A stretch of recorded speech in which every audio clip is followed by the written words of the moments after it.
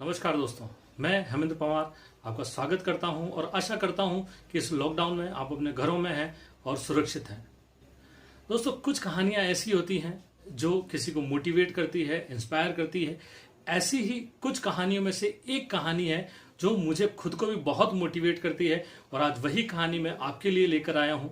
और इस कहानी को हम प्रस्तुत करने जा रहे हैं हमारे चैनल के माध्यम से, जिसका नाम है हैप्पी विद एचपी।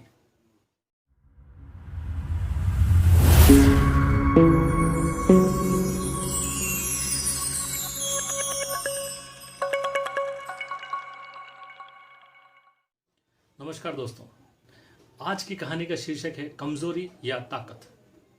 एक बार एक 15 साल का लड़का होता है और वो एक एक्सीडेंट की वजह से अपना लेफ्ट हैंड जो है वो खो देता है। लेकिन उल्टा हाथ खोने के बाद भी वो जीवन में कुछ करना चाहता है और वो सोचता है कि मैं क्या करूं। तब वो फाइनल करता है कि मुझे जूडो सीखना चाहिए। अब जूडो सीखने के लिए वो अब एक गुरु के पास जाता है। जब वो उस गुरु के पास जाता है और उससे कहता है कि मास्टर्स मुझे जूडो सीखना है, तो वो कहते हैं जरूर, मैं तुम्हें जरूर जूडो सिखाऊंगा, क्योंकि तुम एक हाथ नहीं होते हुए भी जूडो सीखने के लिए मेरे पास में आए हो। अब वो जूडो सीखना शुरू करता है तो मास्टर उसको एक ही मूव सिखाता है और उसको बोलता है तुम इसकी प्रैक्टिस करो। वो प्रैक्टिस करता है, प्रैक्टिस करता है, प्रैक्टिस करता है। 3 महीने तक एक ही मूव की प्रैक्टिस करता रहता है। एक दिन उसके मन में ख्याल आता है और वो हिम्मत करके मास्टर से पूछ लेता है कि मास्टर, क्या मैं दूसरे मूव सीखने के लायक नहीं हूं? मास्टर पूछता क्यों, क्या हुआ? नहीं, मैं जब से आया हूं पिछले 3 महीने से आप मुझे एक ही मूव की प्रैक्टिस करवा रहे हैं। तो मास्टर हल्का सा मुस्कुराते हैं और उससे कहते हैं कि देखो, मैं तुम्हें 2 बातें बताता हूं। सबसे पहली बात, ये एकमात्र ऐसा मूव है जो तुम जानते हो, और दूसरा, यही वो एकमात्र मूव है जो तुम्हें जानना चाहिए।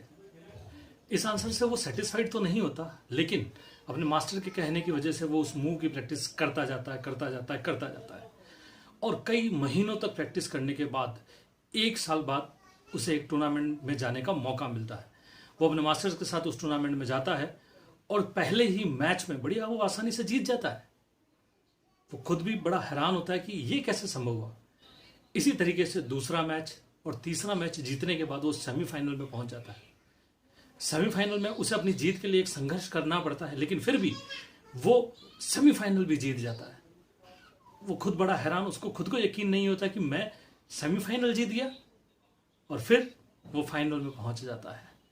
फाइनल में उसका ओपोनेंट जो है वो होता है, वो बहुत एक्सपीरियंस्ड होता है और बहुत हट्टा कट्टा ताकतवर होता है। एक बार वो खुद फील करता है कि शायद मैं जीत पाऊंगा या नहीं जीत पाऊंगा, लेकिन उसके लिए सबसे अच्छी बात ये थी कि वो फाइनल तक पहुंच गया था।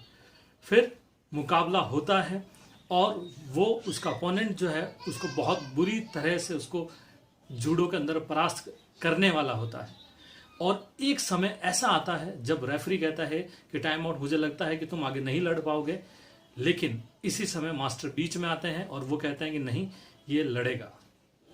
और दोस्तों, वो लड़ता है और कुछ ही समय बाद अपने उस मूव की वजह से, उस दाव की वजह से वो जीत जाता है और वो उस चैंपियनशिप का चैंपियन बन जाता है।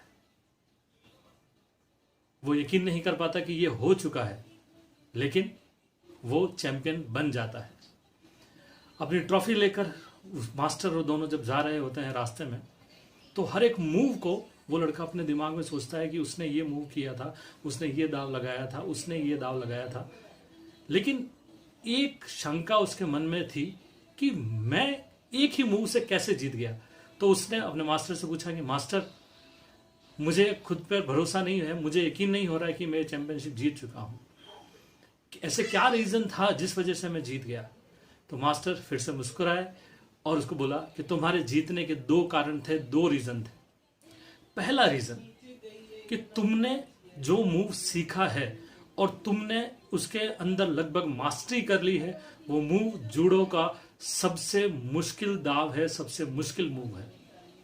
और दूसरा कारण कि इस मूव का कोई भी डिफेंस अगर करना चाहता है तो उसका एक ही तरीका है कि वो अपने ओपोनेंट का लेफ्ट हाथ पकड़ ले, तो वो इस मूव को तोड़ सकता है।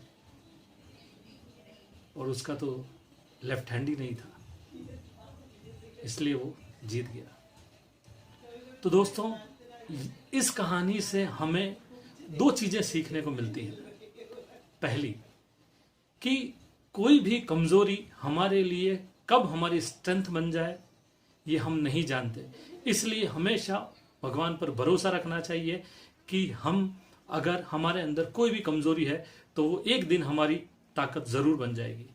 और दूसरा, कि हमारी कमजोरी को ताकत में बदलने के लिए एक मेंटर, एक गुरु और एक गाइड की जरूरत होती है। जिस दिन वो गाइड हमें मिल जाता है तो हम हमारी कमजोरी को ताकत में बदल सकते हैं। दोस्तों, कैसी लगी ये कहानी जरूर बताइएगा, लाइक कीजिएगा, शेयर कीजिएगा, और फिर मिलते हैं एक नई कहानी के साथ हैप्पी विद एचपी में।